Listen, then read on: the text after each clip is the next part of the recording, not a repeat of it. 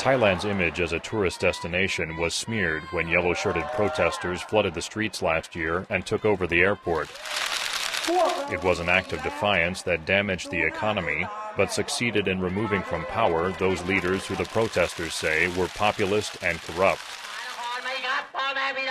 Then earlier this month, red-clad anti-government demonstrators embarrassed Thailand's new leaders by forcing the cancellation of an Asian Leaders Summit and making Bangkok streets look like a war zone.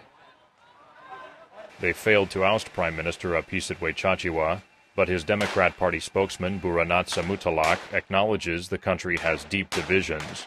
We do not deny the fact that Thailand still is a country both divided, as well as there's a large discrepancy between the haves and have-nots. There's a large rural and urban divide. We're undergoing one of the most difficult economic crises that the country has ever faced. And I think all of these factors play into the general state of discontentment with the rural populace. The red-shirt protesters are mainly from the countryside and say the current government is illegitimate because it was brought to power by parliamentary procedure rather than through popular vote. They are supported by former Prime Minister Thaksin Shinawatra, who was ousted in a 2006 military coup and fled Thailand to avoid a corruption sentence. He remains admired in the countryside for providing cheap social services such as health care. But even some of those who support Thaksin's policies on subsidies, like this woman, say the protests are adding too much damage to Thailand's already battered economy. My salary has gone down by half. Normally we earn 27,000 baht. Now it is only about 10,000 baht.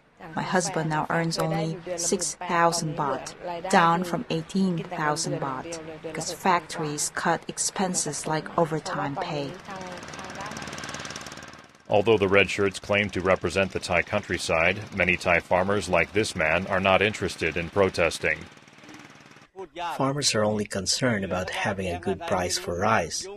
About politics, I don't pay much attention to it. But like many Thai people, he acknowledges the demonstrations have encouraged him to pay closer attention to politics. Tim Meisberger is the regional director for the Asia Foundation. He says increased public participation means Thailand's democracy will be the real winner in the conflict. A lot of people that never before were involved in politics have been involved in politics directly in these demonstrations, whether yellow or red.